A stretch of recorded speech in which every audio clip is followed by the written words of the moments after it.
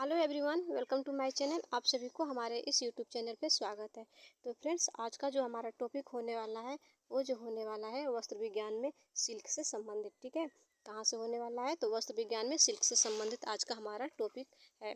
तो चलिए स्टार्ट करते हैं प्रश्न को। प्रश्न क्या है दिया है? सिल्क विज्ञान को कहा जाता है, यानी कि सिल्क विज्ञान को क्या कहा जाता है? ऑप्शन ए दिया है एग्रीकल्चर, ऑप्शन बी दिया है सेरिकल्चर, ऑप्शन सी दिया है पीसी कल्चर, ऑप्शन डी दिया है कॉलोनी कल्चर।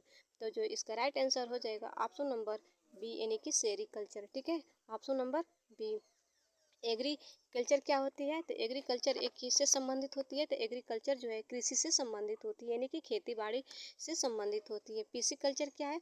तो पीसी कल्चर जो है यह मछली पालन से संबंधित होती है। इसमें क्या होता है कि मछली को कृत्रिम रूप से प्रजनन की प्रक्रिया की जाती है और उसका पालन पोषण की प्रबंधन भी किया जाता है। किसमें किया जाता है? तो पीसी कल्चर में। और उसे क्या किसमें किया जाता है? पीसी कल्चर में। ठीक है, तो इसका जो राइट आंसर हो जाएगा ऑप्शन नंबर बी, यानी कि सेरिकल्चर जो है सिल्क विज्ञान को कहा जाता है। तो चलते हैं अगले प्रश्न की तरफ। अगला प्रश्न है, अगला प्रश्न दिया है कि प्रोटीन जो कच्चे रेशम में होता है, प्रोटीन जो कच्चे रेशम में होता है। ऑप्शन ए दिया है केराटिन, ऑप्शन बी दिया है फाइब्रिन, ऑप्शन सी दिया है एल्बुमिन, ऑप्शन डी दिया है ग्लोबुलिन। तो जो इसका राइट आंसर हो जाएगा ऑप्शन नंबर बी, यानी कि फाइब्रिन। फाइब्रिन नामक की प्रोटीन जो है रेशम में पाई जाती है। केराटिन जो है कहाँ पाई जाती है? तो केराटिन जो होती है बाल और नाखून में पाए जाने वाली एक प्रोटीन होती है। एल्बुमिन क्या है? यह भी एक प्रकार की प्रोटीन होती है। और ये क्या ऐसी प्रोटीन है? तो ये जल में घुलनशील प्रोटीन है। एक ऐसी प्रोटीन है, यह जल में घुलनशील प्रोटीन है। और ये बनता कहाँ है? तो यह यकृत में बनता है। ठीक है, तो और ये ऑप्शन डी क्या है? ऑप्शन डी दिया है ग्लोबुलिन, यानी कि ग्लोबुलिन भी ये भी एक प्रकार की प्रोटीन है। ये भी क्या है? ये भी एक प्रकार की प्रोटीन है जो रक्त में पाया जाता है। ठीक है, कहाँ पाया जाता है? रक्त में पाया जाता है। तो इसका जो राइट आंसर हो जाएगा ऑप्शन नंबर बी, यानी कि फाइब्रिन। फाइब्रिन जो प्रोटीन है किसमें पाया जाता है? तो रेशम में पाया जाता है। चलते हैं अगले प्रश्न की तरफ। अगला प्रश्न है, अगला प्रश्न दिया है कि रेशम कीट के कपड़े पर कौन सी विशेष परिसज्जा उपयोग की जाती है, यानी कि रेशम पे कौन सी विशेष प्रकार की परिसज्जा की जाती है। ऑप्शन ए दिया है कार्बोनाइजिंग, ऑप्शन बी दिया है वेटिंग, ऑप्शन सी दिया है सैनिटाइजिंग, ऑप्शन डी दिया है टेंटिंग। तो जो इसकी राइट आंसर जो हो जाएगा ऑप्शन नंबर बी, यानी कि वेटिंग। ठीक है, वेटिंग जो होती है कि रेशम पर की जाने वाली एक परिसज्जा है। और ये क्या होती है कि रेशम क्या होती है कि रेशम एक प्राकृतिक जगत में सबसे हल्की रेशा होती है, जिसमें हम क्या कहते हैं वेटिंग की प्रक्रिया, वेटिंग की परिसज्जा की जाती है। ठीक है, कार्बोनाइजिंग क्या है? क्या कार्बोनाइजिंग किस पे की जाती है? तो ये जो होती है ये सूती पे की जाने वाली प्रक्रिया है। और सनफ्राइजिंग क्या है? तो सनफ्राइजिंग एक व्यावसायिक चिन्ह है। टेंटिंग क्या है? तो टेंटिंग एक सामान्य रूप से कपड़े को लाने की एक प्रक्रिया है, जिसको हम टेंटिंग के नाम से जाने जाते हैं। ठीक है, सामान्य कपड़े को सामान्य रूप से, यानी कि लंबाई चौड़ाई एक समान रूप से लाने की एक प्रकार की फिनिशिंग है। ठीक है, इसका राइट आंसर हो जाएगा option number B, option number B. चलते हैं अगले प्रश्न की तरफ। अगला प्रश्न है, अगला प्रश्न दिया है कि रेशम के कीड़े की सबसे निष्क्रिय अवस्था है, यानी कि रेशम के कीड़े की सबसे निष्क्रिय अवस्था कौन सी है? ऑप्शन ए दिया है प्यूपा, ऑप्शन बी दिया है लार्वा, ऑप्शन सी दिया है कोकून, ऑप्शन डी दिया है कीड़ा। तो इसका जो राइट आंसर हो जाएगा ऑप्शन नंबर सी, यानी कि कोकून। रेशम की सबसे निष्क्रिय अवस्था कौन सी होती है? कोकून होती है। यह अवस्था अवस्था में कीड़े लगातार क्या करते हैं कि लार स्रावित करने लगते हैं। और उसके मुख के पास दो ग्रंथियां होती है, जिसके छिद्र से तरल पदार्थ के रूप में लार निकलते हैं, जो आपस में सूखते जाते हैं। सूखने के बाद ये आपस में सड़ जाते हैं, जिन्हें प्यूपा शीघ्रता से आसानी से शरीर पर लपेटते जाते हैं। ठीक है, तो इसलिए इसका राइट आंसर जो हो जाएगा ऑप्शन नंबर सी। चलते हैं अगले प्रश्न की तरफ। अगला, और ये कितने कितने स्टेप से होकर गुजरते हैं? तो ये 4 स्टेप से होकर गुजरते हैं। ठीक है, और वो कौन कौन से स्टेप हैं? तो पहला जो होता है अंडा, यानी कि अंडा अंडा अंडा लार्वा, प्यूपा और कीड़ा, ये 4 अवस्थाओं से होकर गुजरता है। चलते हैं अगले प्रश्न की तरफ। अगला प्रश्न है, अगला प्रश्न है रेशम अथवा रेयान से निर्मित झीना वस्त्र है, यानी कि रेशम अथवा रेयान से निर्मित झीना वस्त्र क्या है? ऑप्शन ए दिया है रेशम, ऑप्शन बी दिया है शिफॉन, ऑप्शन सी दिया है कैमलेट, ऑप्शन डी दिया है चिनोन। तो जो इसका राइट आंसर हो जाएगा ऑप्शन नंबर बी यानी कि शिफॉन। शिफॉन क्या है? रेशम तथा रेयान से निर्मित झीना वस्त्र है। ठीक है, और रेयान को ही हम क्या कहते हैं? कृत्रिम रेशम के नाम से भी जाना जाता है। रेयान को और किसके नाम से जाना जाता है? तो रेयान को कृत्रिम रेशम के नाम से भी जाना जाता है। चलते हैं अगले प्रश्न की तरफ। अगला प्रश्न है, अगला प्रश्न दिया है रेशम एक डैश डैश रेशा तंतु है, यानी कि रेशम एक डैश डैश रेशा तंतु है, यानी कि कैसा तंतु है? ऑप्शन ए दिया है सेलुलोजिक, ऑप्शन बी दिया है खनिज युक्त, ऑप्शन सी दिया है प्रोटीन युक्त, ऑप्शन डी दिया है धातु। तो इसका जो राइट आंसर हो जाएगा ऑप्शन नंबर सी यानी कि प्रोटीन युक्त। प्रोटीन युक्त रेशम जो है प्रोटीन युक्त रेशा है।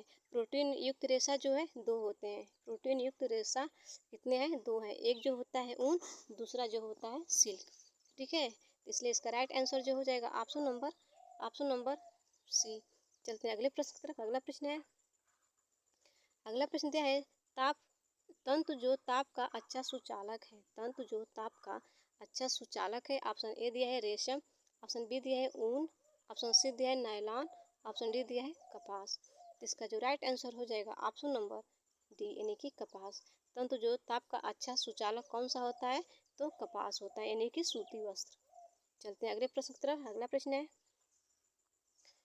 अगला प्रश्न दिया है तंतु जिनकी पानी सोखने की क्षमता कम होती है, यानी कि किन तंतु की पानी सोखने की क्षमता कम होती है? ऑप्शन ए दिया है नायलॉन, ऑप्शन बी दिया है कपास, ऑप्शन सी दिया है रेशम, ऑप्शन डी दिया है ऊन। तो इसका जो राइट आंसर हो जाएगा ऑप्शन नंबर सी यानी कि रेशम। रेशम क्या होती है?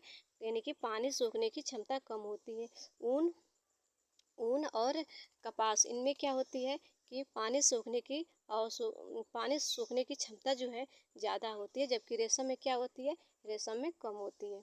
चलते हैं अगले प्रश्न की तरफ। अगला प्रश्न है, अगला प्रश्न दिया है रेशे बाल के जलने की बदबू देते हैं, यानी कि रेशे बाल के जलने की बदबू देते हैं, यानी कौन सा रेशा है जो बाल के जैसे बाल के जलने की बदबू देता है? ऑप्शन ए दिया है फ्लैक्स, ऑप्शन बी दिया है प्रोटीन, ऑप्शन सी दिया है नायलॉन, ऑप्शन डी दिया है रेयान। तो इसका जो राइट आंसर हो जाएगा ऑप्शन नंबर बी यानी कि प्रोटीन। प्रोटीन जो है बाल के जलने की जैसी बदबू देता है। ठीक है, इसको जलाने पर कैसी बदबू आती है? तो बाल के जलने की जैसी बाल के जलने की जैसी बदबू आती है। तो चलते हैं अगले प्रश्न की तरफ। अगला प्रश्न है, अगला प्रश्न दिया है अत्यधिक हल्का रेशा है, यानी कि अत्यधिक हल्का रेशा कौन सा है? ऑप्शन ए दिया है रेशम, ऑप्शन बी दिया है एक्रिलिक, ऑप्शन सी दिया है टेरिलिन, ऑप्शन डी दिया है पॉलीप्रोपाइलिन। तो इसका राइट आंसर जो हो जाएगा ऑप्शन नंबर ए यानी कि रेशम। रेशम जो क्या होती है? सबसे हल्का रेशा होती है, इसलिए इस पर कौन सी परिचर्या की जाती है? इसलिए इस पर हम वेटिंग की परिचर्या करते हैं। तो चलते हैं अगले प्रश्न की तरफ। अगला प्रश्न है, अगला प्रश्न दिया है कि सूत जो जानवरों कीड़े के कोकून से बनता है वह है, यानी कि कौन सा सूत जो है जानवरों कीड़े के कोकून से बनता है? ऑप्शन ए दिया है ऊन, ऑप्शन बी दिया है रेशम, ऑप्शन सी दिया है सूती, ऑप्शन डी दिया है रेयान। तो इसका जो राइट आंसर हो जाएगा ऑप्शन नंबर बी यानी कि रेशम। रेशम क्या है? जानवरों कीड़े के कोकून से बनता है, जबकि ऊन क्या है? ऊन भी एक प्रोटीन युक्त रेशा है। तो जबकि एक किससे बनता है? तो ये बाल से बनता है, और एक किससे बनता है? एक कोकून से बनता है। तो इसका राइट आंसर हो जाएगा ऑप्शन नंबर बी। चलते हैं अगले प्रश्न की तरफ। अगला प्रश्न है भारत में सर्वोत्तम सिल्क उत्पादन का क्षेत्र है, यानी कि भारत में सर्वोत्तम सिल्क उत्पादन का कौन सा क्षेत्र है? ऑप्शन ए दिया है सॉरी ऑप्शन ए दिया है भारत और जम्मू कश्मीर, ऑप्शन ए दिया है ऑप्शन ए है भारत और जम्मू कश्मीर, ऑप्शन बी दिया है कोलकाता, ऑप्शन सी दिया है हैदराबाद, ऑप्शन डी दिया है चेन्नई।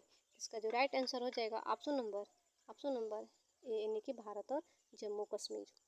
चलते हैं अगले प्रश्न की तरफ। अगला प्रश्न है, अगला प्रश्न दिया है कि रेशम कपड़ों पर लगे धब्बे को छुड़ाया जाता है, यानी कि रेशम कपड़ों पर लगे धब्बे को किसके द्वारा छुड़ाया जाता है? तो ऑप्शन ए दिया है अवशोषण विधि के द्वारा, ऑप्शन सी बी दिया है घोलक विधि के द्वारा, ऑप्शन सी दिया है रासायनिक विधि के द्वारा, ऑप्शन डी दिया है इनमें से कोई नहीं। तो इसका जो राइट आंसर क्या होगा? दाग धब्बे जो होते हैं वो 3 विधि के द्वारा छुड़ाया जाता है। ऑप्शन दाग धब्बे जो है 3 विधि के द्वारा छुड़ाया जाता है। और विधि कौन कौन सी होती है, तो एक जो होती है अवशोषण विधि के द्वारा, दूसरा जो होती है घोलक विधि के द्वारा, और तीसरा जो होती है रासायनिक विधि के द्वारा। ठीक है, तो इसमें जो पूछ रहा है कि रेशम कपड़ों पर लगे धब्बे को छुड़ाया जाता है, यानी किसके द्वारा छुड़ाया जाता है, तो ऑप्शन ए दिया है अवशोषकता। यानी अवशोषकता में जो है किसका प्रयोग किया जाता है, तो इसमें जो है टेल्कम पाउडर, खड़िया, मैदा, फुलर अर्थ यानी चाक के द्वारा इसमें हम क्या करते हैं, दाग धब्बे को छुड़ाते हैं। घोलक विधि में क्या करते हैं कि जिसमें जैसे कि पेट्रोल हो गया, कार्बन टेट्राक्लोराइड, बेंजीन, कैरोसिन, तारपीन का तेल इत्यादि के द्वारा हम क्या क्या क्या होता है कि घोलक विधि के द्वारा दाग धब्बे को छुड़ाया जाता है। रासायनिक विधि में क्या होती है, किसका प्रयोग किया जाता है, तो रासायनिक विधि में जो होती है कि ऑक्जेलिक एसिड का प्रयोग किया जाता है, जैवेल वाटर, सोडियम बाइकार्बोनेट, नींबू का रस इत्यादि का प्रयोग करके हम रासायनिक विधि से क्या करते हैं, दाग धब्बे को छुड़ाते हैं। तो इसमें जो है अवशोषक इसमें जो है रेशम कपड़ों पर लगे धब्बे को छुड़ाया जाता है, किसके द्वारा छुड़ाया जाता है, तो अवशोषण विधि के द्वारा छुड़ाया जाता है। किसके द्वारा, तो अवशोषण विधि के द्वारा छुड़ाया जाता है।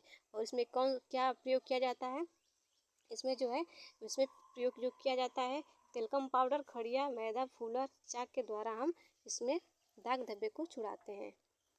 चलते हैं अगले प्रश्न की तरफ। अगला प्रश्न दिया है कि अगला प्रश्न है रेशम के कीड़े का जीवन चक्र होता है लगभग, यानी कि रेशम के कीड़े का जीवन चक्र लगभग कितने दिनों का होता है। ऑप्शन ए दिया है 24 से 30 दिनों का, ऑप्शन बी दिया है 37 से 63 दिनों का, ऑप्शन सी दिया है 71 से 82 दिनों का, ऑप्शन डी दिया है 90 से 120 दिनों का। तो इसका जो राइट आंसर हो जाएगा ऑप्शन नंबर बी, यानी कि 37 से 63 दिनों का। चलते हैं अगले प्रश्न की तरफ। अगला प्रश्न दिया है कि निम्न में से टू से तात्पर्य है, यानी कि निम्न में से टू से किससे तात्पर्य है। ऑप्शन ए दिया है छोटे आकार के लिनन से, ऑप्शन बी दिया है छोटे आकार के रेशम से, ऑप्शन बी दिया है छोटे आकार के सूती से, ऑप्शन डी दिया है छोटे आकार के ऊनी से। तो इसका जो राइट आंसर हो जाएगा ऑप्शन नंबर ए, यानी कि छोटे आकार के लिनन से। छोटे आकार के लिनन को हम किसके नाम से जानते हैं, तो टो के नाम से जानते हैं। तो इसलिए इसका राइट आंसर हो जाएगा ऑप्शन नंबर ए। तो फ्रेंड्स ये रहे आज के प्रश्न। आपको प्रश्न कैसे लगे आप कमेंट्स में ज़रूर बताइएगा, साथ ही साथ वीडियो को लाइक, सब्सक्राइब, शेयर भी कर दीजिएगा। तो बस मिलते हैं अगले वीडियो में। धन्यवाद।